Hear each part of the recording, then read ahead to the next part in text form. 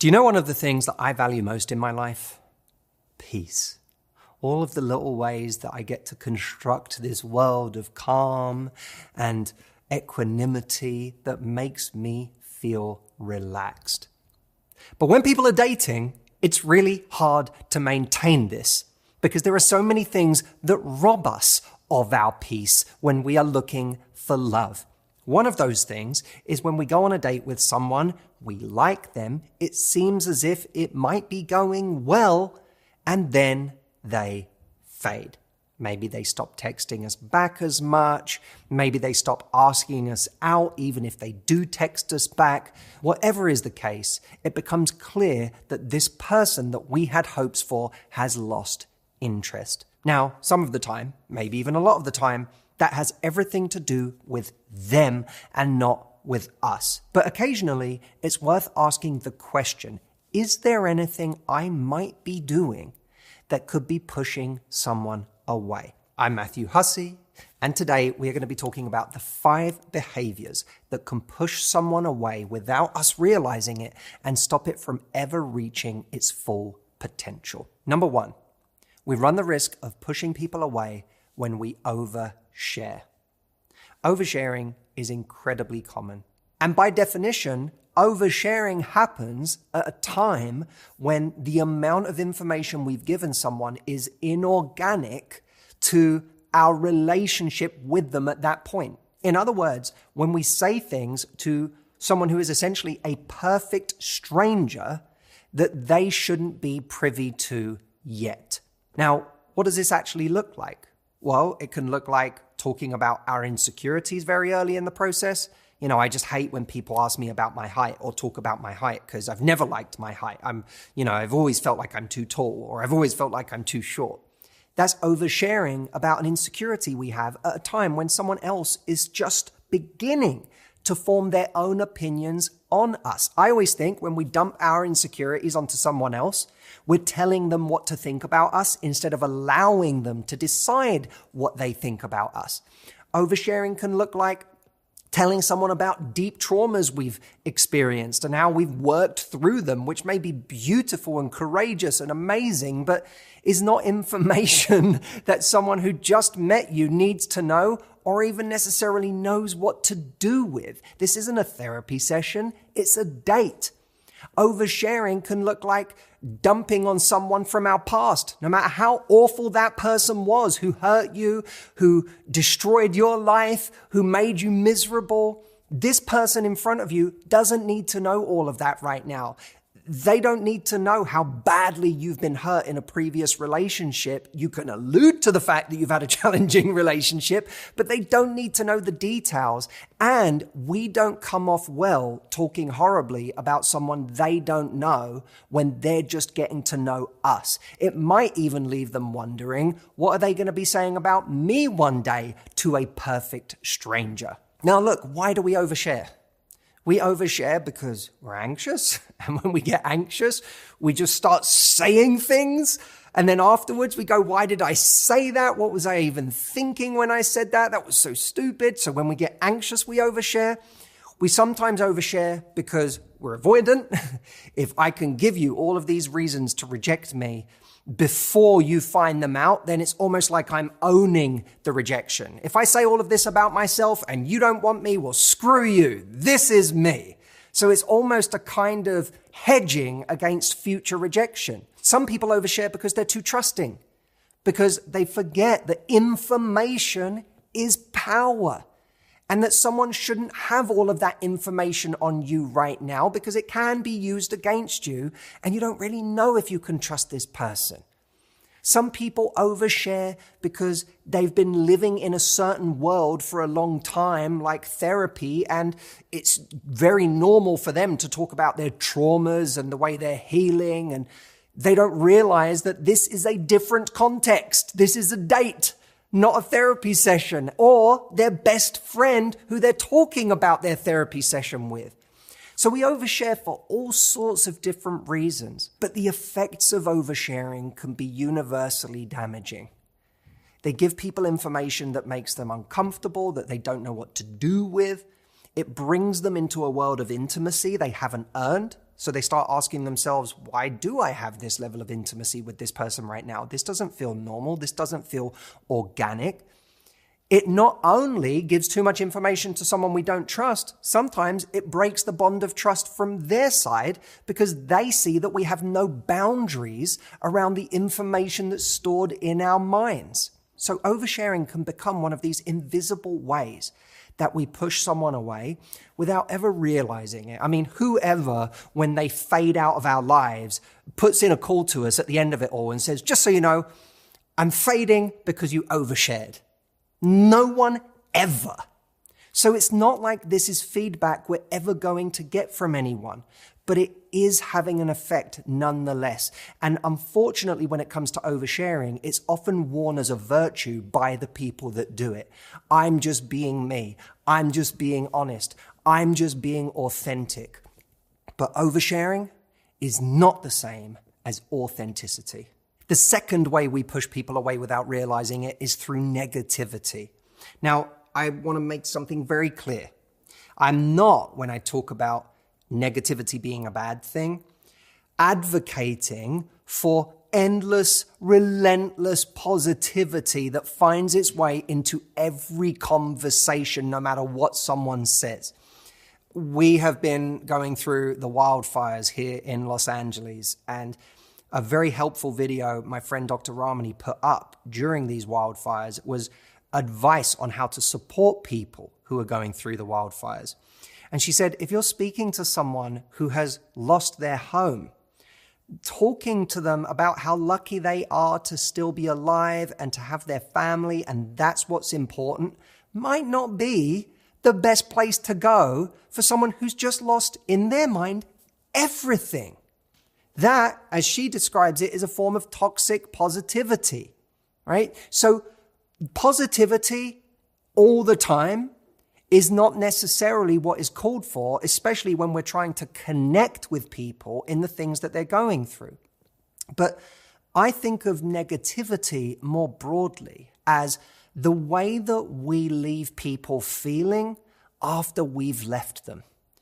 When they leave us, do they feel like life is a little better? Do they feel a little happier? Do they feel a little lighter? Or do they feel like their lens of the world is dimmer? You know, sometimes negativity takes the form of saying deeply negative things. Other times, negativity can look really innocuous on the surface. It's being the person that every time someone meets up with us and asks us how we are, we say, oh my God, I'm just so busy. There's just so much going on. It's just like, I don't know, I can't catch my breath right now. If that's the energy we bring to someone every time we meet them, at some point that's going to have an effect. It's also true that positivity doesn't mean always finding the bright side. Positivity can just mean bringing a certain kind of energy to a situation. I was reminded of this during the wildfires here in LA when a friend of mine, John Turtletub, a movie director whose movies many of you will have seen and love, was being interviewed outside his house, which was literally one of the only houses still standing in the neighborhood, by the grace of a neighbor who had fought the fires all night to protect it. And amidst this chaos and tragedy, and him and his family worrying that they had lost everything or were going to lose everything, there was still a chance that their house was going to catch fire. They were not out of it and in the clear. He gave an interview because there was a cameraman nearby and an anchor who ran up to him and was like, can we get your thoughts? And amidst all of this sadness, he not only expressed how hard it all was and how terrible it all was, he also managed to make the people behind the camera and in front of the camera laugh. And he did this because he saw that there was something behind the camera that the cameraman should be shooting and wasn't. And as a movie director, he was quick to point out what the cameraman should be doing. Check this out. Can you believe that houses are still going up right now? It's crazy. It's amazing there's anything left. what happens is they're gone, and then if you look over there, that just started, that new flame coming over there. I know he doesn't want to pan over, does he?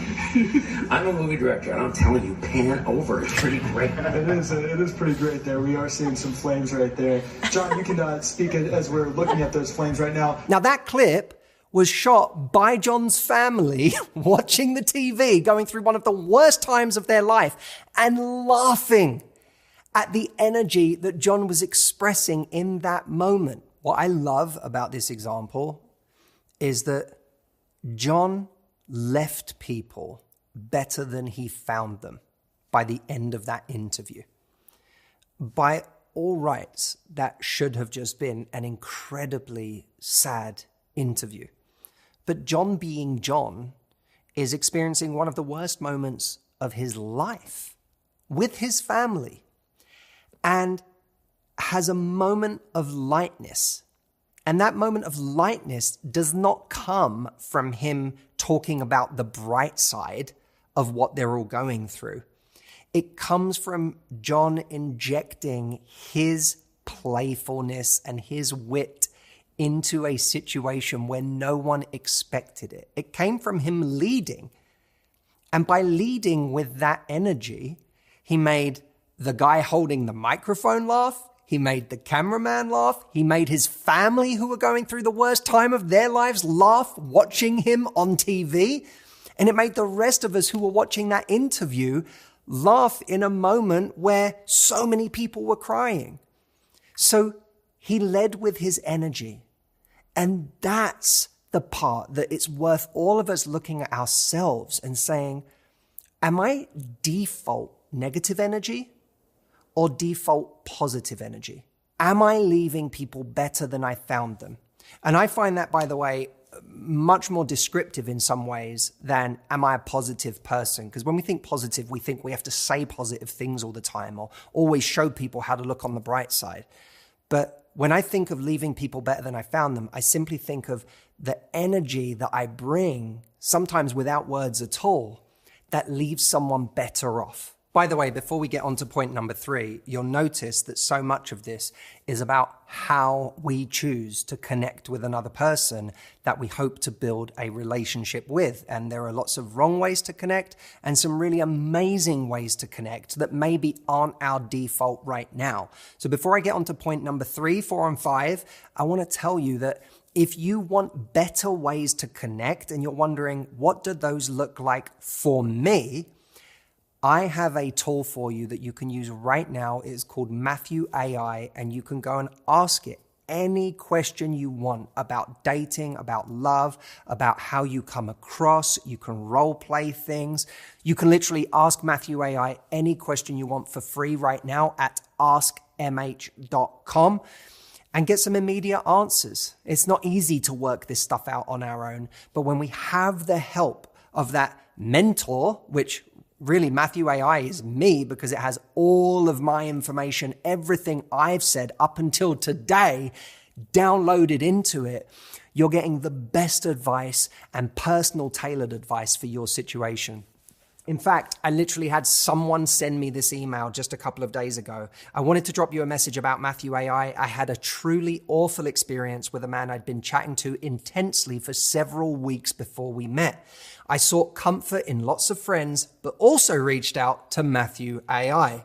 The response was brilliant. It's a very clever tool, and it actually did make me think more positively after. I was blown away at how clever it is and how it actually really did make me feel less rubbish about myself. So thank you. You've clearly put a lot of effort and mindcraft into it, and it has paid off. Well done.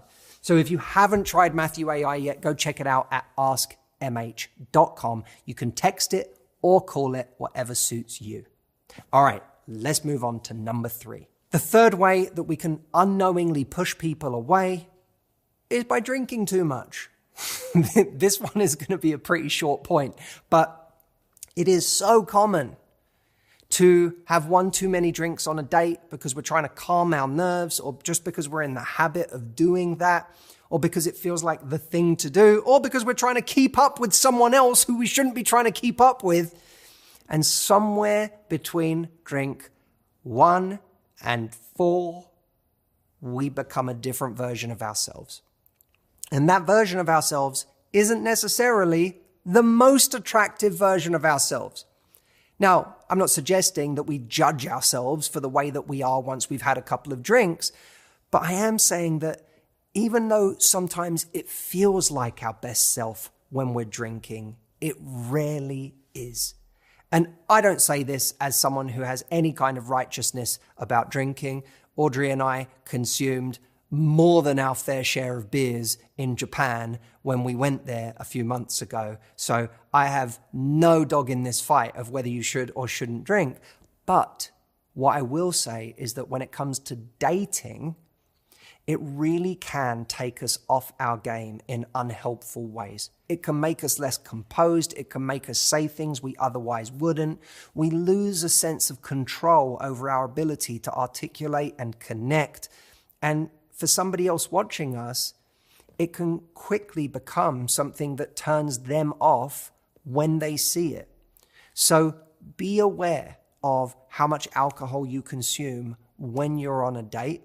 And it's a great advertisement for having daytime dates where you don't have that pressure to drink, unless you live somewhere like London where people are just pirates who drink all day in pubs, especially if the sun is shining. But even then, you could do something else. The fourth way we push people away without realizing it is by having too much intensity. Now, there's different types of being too intense in dating. Let's explore a couple of them. The first one is with excessive neediness. Following up with someone, do you miss me? Why haven't you texted me back? I haven't heard from you. What's going on? Demanding a level of attention and investment from someone that we barely know based on this idea of where we want it to go. In a way, it's kind of like we're not really reading the situation or measuring the true nature of the situation. Instead, we're chasing after something that we want to happen. And in the process, we become the intense one who is doing the chasing. Another kind of intensity is over-familiarity. This is when someone that we don't know, we place at a level of proximity and comfort and intimacy that they haven't really earned. Audrey was telling me about a time when she experienced this kind of over-familiar intensity, where after a single date that she'd had with someone, he started calling her baby. And that for her felt really weird and unearned, and it just made her feel uncomfortable and like there was almost something to back away from. So, pet names for someone that hasn't earned a pet name, good way to be too intense through over-familiarity. There's the kind of intensity where we over-invest emotionally or supportively to someone. For example, you may say, how are you? And someone may say, I've had a bit of a crummy day at work. My boss has just been a nightmare. And you know what? Honestly, it doesn't matter. My boss is being really difficult. Now, a nice response might be, that sucks. I'm so sorry. How about I take you for some tacos to make you feel better? Compare that with the intense response, which might look like, well, that's because they have no idea how valuable you are. Do they? The last kind of intensity is what I call self-help intensity, which usually involves some mix of reading a lot into a situation, using one's intuition, and giving unsolicited advice. And it looks a little something like this. I can't help but notice when you talk about this, it seems like there's more there. Have you explored this at all? Have you tried trauma-informed therapy? I know that made a big difference for me. When I learned to love myself, all of those old childhood beliefs that I know you're struggling with, they just evaporated, Oh, no, definitely. I was just saying that I didn't enjoy Wicked as much as everybody else seemed to. But no, I should try that. Intensity is scary, huh? Here's the thing. A lot of intensity in the early stages comes from a story that we've been telling ourselves in our head that doesn't correspond with reality. A story about who another person is or what they need. A story about how important the relationship is at a time when you can't possibly know how important it is. A story about how perfect you are for a person or how perfect they are for you at a time when you don't really know each other. The answer to intensity is presence. Because when we actually get present with the person in front of us and the stage that we're at, our words and our actions will be a direct mirror of what's actually going on, not the story we've told ourselves. The fifth and final, yes, we've made it to the final one in this video, thing that pushes people away without our noticing is when we don't listen. This is such an obvious point that it feels like it doesn't even need to be said, and yet the true art of listening is lost on so many of us, including me, when we're in conversation with people, and it's lost for a number of reasons. It can be lost because of anxiety, because we're waiting for our turn to speak, not out of any sense of not caring, but out of a sense of, oh my God, am I going to say the right thing? Am I keeping this person interested? Am I engaging right now? Am I doing a good job?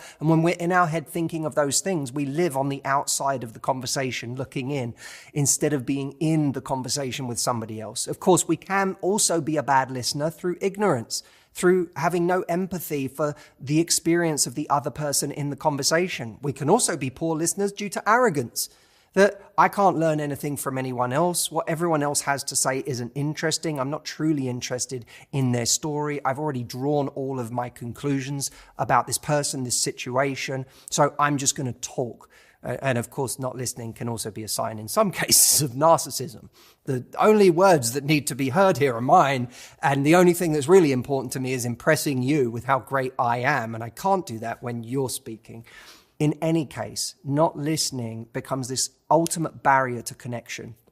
It is what has someone leaving a date feeling like they never really connected with us. They don't really feel seen by us. They don't feel understood by us. The question is, how can we become better listeners? And there's so much advice on listening out there, but I want to draw your attention to something I read literally this week. I've been reading this book by Haruki Murakami, the famous fiction writer out of Japan, called Novelist as a Vocation. And it's essentially a book of advice and musings for people who are aspiring novelists, of which I am not, but I enjoyed reading the book very much. There was something he said that really stuck with me, which is that in a somewhat self-deprecating way, he talks about how he's not bright enough or quick enough to draw fast conclusions about things, and that he just sort of has a way of observing the world without coming to conclusions, and that behavior, that way of going through life actually serves him as a novelist, because if you were to come to conclusions too quickly, that would make a bad novel, right? But a great novel is one where conclusions are arrived at somewhat slowly at a different pace. And he says this, I want to read this to you. Next, before you start writing your own stuff, make a habit of looking at things and events in more detail. Observe what is going on around you and the people you encounter as closely and as deeply as you can. Reflect on what you see. Remember, though, that to reflect is not to rush to determine the rights and wrongs and merits and demerits of what and whom you are observing. Try to consciously refrain from value judgments. Conclusions can come later. What's important is not arriving at clear conclusions, but retaining the specifics of a certain situation. In other words, your material as fully as you can. It strikes me that that is really great advice for a date too. Of course, there are certain conclusions we come to privately in our own mind during or after the date that make us say, yes, I'd like another date with this person, or no, I don't want to go anywhere near this person again. But when it comes to the art of conversation, drawing conclusions quickly becomes a barrier to getting to know someone. For example, if someone tells you about time they went through last year because of something that happened in their life, and immediately your thought is, oh, I know that pattern. They did that because they're this kind of person who has lived this life, and that's drawn them to the place they are today. And now you start assuming all these things about this person that may be right or wrong, but certainly, even if you're right, aren't going to make that person feel heard. Curiosity and continuing to listen and actively ask questions is what makes another person feel heard, is what makes them feel like you are discovering them, perhaps in a more intricate way than anyone else has recently, because no one else has been this great at doing this excavation instead of just rushing to conclusions. There's a great moment. I just want to read you this real quick. He says, let's say you know someone who for no apparent reason starts sneezing when they get really angry. Once the sneezing fit begins, it goes on and on. Now, I don't know anyone like that, but for the sake of argument, let's say you do. What, you wonder, explains this pattern? One approach would be to try to come up with a tentative theory, physiological perhaps, or psychological, to analyze their behavior. My brain, however, doesn't work that way. I think, wow, people like that exist, and leave it at that. Now, I'm suggesting you go one step further in the little novel that you're writing on a date and suggest that the character in front of you is going to give you some information. Great listening is not assuming everything about what that information means, but continuing to encourage the arc of that story, of that character, to a point where A, you get to know them much better as a result, which allows you to decide whether to go on another date with that person, and B, makes them feel truly listened to, which is one of the most miraculous things in helping you stand out. So what about you? Having heard these 5 things, is there something that you've either done yourself or seen in your friends and family that unconsciously pushes people away in dating and ends things before they need to end? Leave a comment, let me know. I'd be curious to know what you would add to this list. And do not forget to check out Matthew AI. You can ask it questions like, what should I do on a first date? What are the kinds of conversations that make for really attractive conversations? You can even ask it for specific scripts, or ask, what can I do to recover the attraction after a date if it seems like it's been lost? You can ask it literally any question you could conceive of. Go there now and check it out. And by the way, if you're wondering what prompts you could ask Matthew AI, in the description below, I've got a little list of prompts to get your mind working on the ways that you could make it valuable to you. So check those out in the description below and go to askmh.com to ask your question now. Thank you so much for watching. As always, it's been a pleasure. I will see you next time. Oh, wait, before you go, if you want a video that will pair extremely well with this one, like a fine cheese, then you need to go here next. He doesn't want to pan over, does he? David, I am telling you, I'm a very well-known YouTuber. You need to pan over.